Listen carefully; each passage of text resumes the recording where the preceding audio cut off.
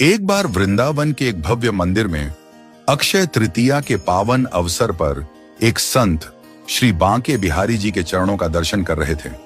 वे अत्यंत भाव विभोर होकर प्रभु के दर्शन में लीन थे और धीरे धीरे एक मधुर भाव भी गुनगुना रहे थे। श्री बिहारी जी के चरण कमल में नयन हमारे अटके, नयन हमारे अटके।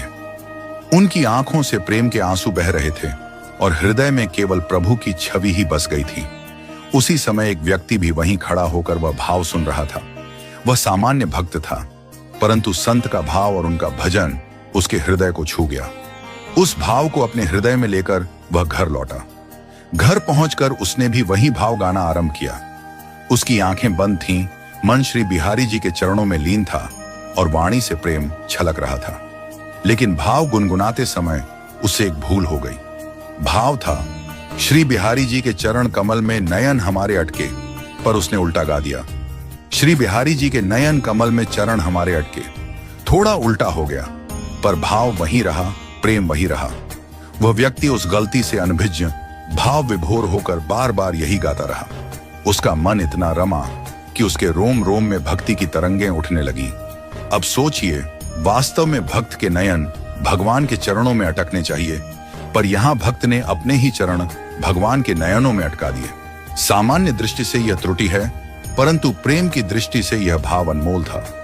श्री बांके बिहारी जी ने जब यह अद्भुत प्रेम देखा तो वे स्वयं अपने धाम से उतरकर उसके समक्ष प्रकट हो गए।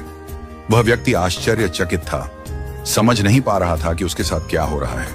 भगवान मंद मंद मुस्कुराते हुए बोले, अरे भैया, मेरे एक से बढ़कर एक भक्त हैं, लेकिन तुझ जैसा निराला प्रेमी मिलना बड़ा कठिन है।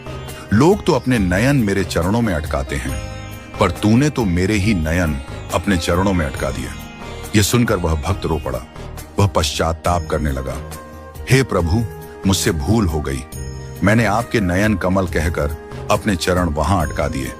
तब श्री बिहारी जी ने स्नेहपूर्वक कहा, प्रेम में कोई त्रुटि नहीं होती। मैं शब्दों का नहीं, भावों का भूखा हूं। तेरा प्रेम सच्चा था, इसलिए मैं तेरे भाव से खींचा चला आया। वह भक्त साक्षात दर्शन पाकर भाव विभोर हो गया। उसके जीवन की वह सबसे महान घड़ी थी।